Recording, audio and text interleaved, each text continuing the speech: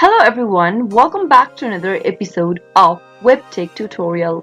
In today's video, I'm going to show you how to log into Aldi Mobile account. Watch the video till the end and don't forget to subscribe to our channel by hitting that subscribe button. Press the notification bell so that you'll never miss another upcoming upload from us. Open up your web browser to get started. In the web address bar, type in aldimobile.com.au and press enter on your keyboard. Once you end up in the official site of Aldi Mobile, go and click on the login link at the top right. In the login area, type in your mobile number or your account number. On the next field, type in your password associated with your account. If you've forgotten your password during logging in, you can click on this Forgot Password link beneath the login button and get help resetting your password. After filling in all of the information, click on the login button and you'll be able to log into your Aldi Mobile account. Aldi Mobile is a mobile virtual network operator that provides mobile phone services in Australia. That is how you can easily log into your Aldi Mobile account.